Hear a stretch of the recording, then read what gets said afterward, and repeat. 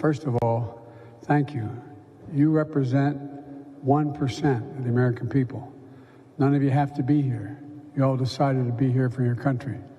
Every one of you volunteered. Every single one of you stepped up.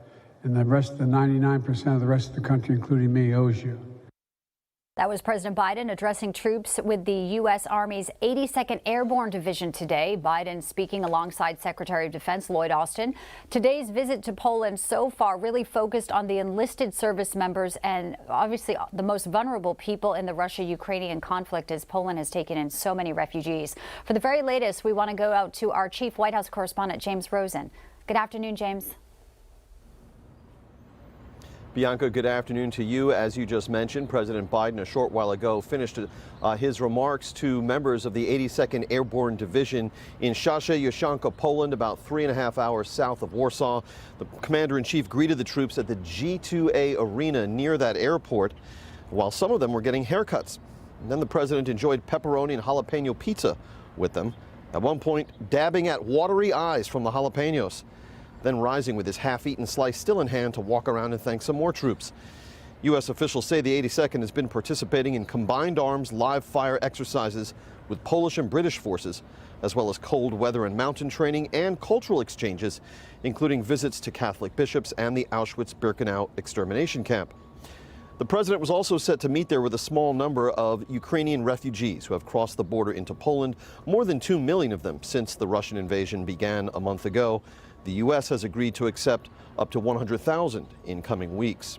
Now, before leaving Brussels this morning, the president met with European Commission President Ursula von der Leyen. The two sides agreed to strengthen transatlantic digital privacy protections and to pursue renewable energy sources. Madam President, I know that eliminating Russian gas will have costs for Europe.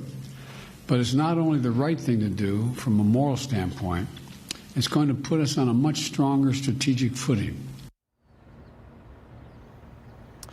And from the pool reports we're following, we understand that the Polish President Andrzej Duda has just finished speaking in that briefing President Biden was receiving on the humanitarian crisis created as a result of the Russian invasion of Ukraine. The Polish president thanking the United States for everything it's doing, but also calling on Western societies to do more. After all, the Polish government has absorbed some 2 million refugees in about 30 days' time. And the Polish president saying his country has never experienced anything like that, Bianca. They really have stepped up and tremendously to help those people, most vulnerable women and children. James Rosen at the White House, thank you. All right, joining us now for more on this is Ambassador Ric Grenell, former Director of National Intelligence and former U.S. Ambassador to Germany. Great to see you, Ambassador.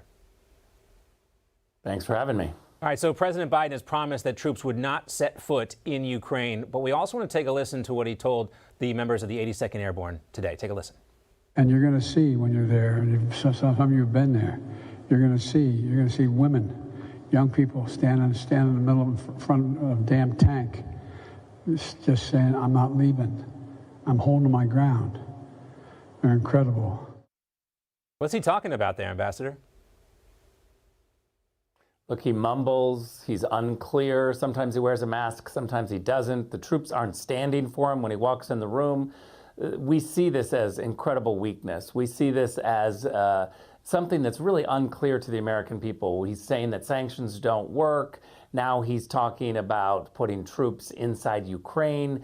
The messaging is so much of a mess that it's no wonder that people are really looking at him and taking advantage of weakness. I mean, we could list, everybody knows, all of the different countries and leaders that are looking at the United States right now and beginning to make moves and to go on the offense. We have a crisis right now in the United States because our leadership looks incredibly weak and is acting incredibly weak.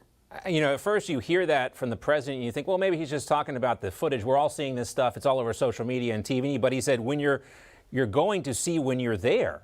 That's what the president just said to the troops about being in Ukraine. You know, I don't know, I don't want to give away any sources or methods here, but it seems like he's giving away intelligence in that very soundbite. Look, I think that if we were talking about a normal president, most people would immediately see that as an early flag and a slip up. But with Joe Biden, you know, he's so weak and fumbling and mumbling that he makes these gaffes all the time that the media is kind of used to it. They shrug their shoulders as like, oh, that's old Uncle Joe. The problem with just dismissing it and how so many in the newsrooms just allow these gaffes to continue to happen is really the heart and soul of the problem. Remember, this is a president who decided to take away the sanctions on the Russian pipeline that Donald Trump had in place. The Senate Democrats lobbied and said, let's drop these sanctions because we don't want Putin to get the wrong impression. Meanwhile, they missed the fact that Putin had the right impression when there were sanctions on the pipeline under Donald Trump. When those sanctions were dropped, it really gave a green light into this offense. And you know, Putin is saying once again, I was able to take Crimea when it was Obama, Biden in charge.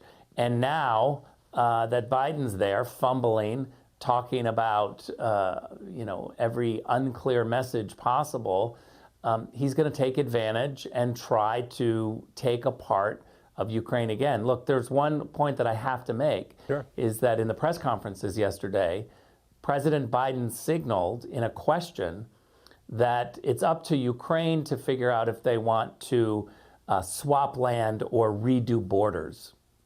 That's a huge mistake. The United States should say, we do not want to rewrite the borders of Europe. We are against that. This is the territorial integrity issue for Ukraine. But he literally gave Russia a green light to grab land, and it's now up to Ukraine to decide if they want to swap land for peace.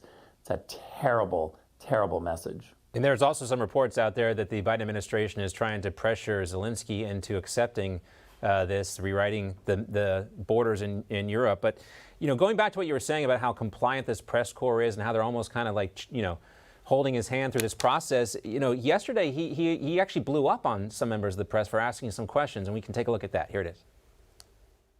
I did not say that, in fact, the sanctions would deter him. Sanctions never deter. You keep talking about that.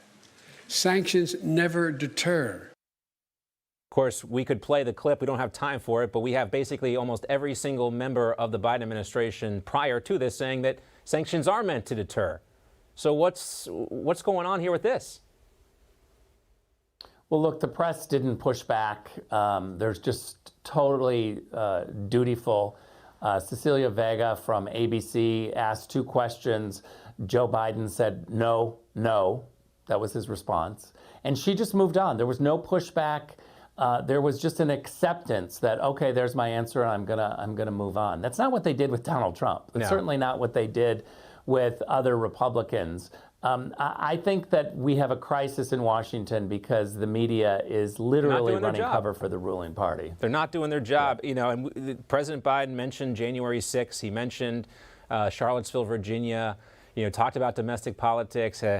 Very, very weird to see. Speaking of weird things to see, Ambassador, I wanted to quickly get your reaction to this video that North Korea put out. I mean, I would laugh, except they do have, you know, probably nuclear weapons at this point. But if we're kind of playing Sigmund Freud here with this video, it says to me that Kim Jong-un needs some attention. That's exactly right. And remember that Donald Trump really had this situation under control. And yet now we see Kim Jong-un adding his name to the list of all of the other world leaders that are testing Joe Biden and making a move because there's weakness, and they smell it and they see it. Yes, this is the one problem that Barack Obama warned Donald Trump about. He had Kim Jong-un kind of boxed in, also Vladimir Putin, but things have changed pretty dramatically over the last year and a few months. Ambassador Grenell, great to see you as always. Thanks for having me.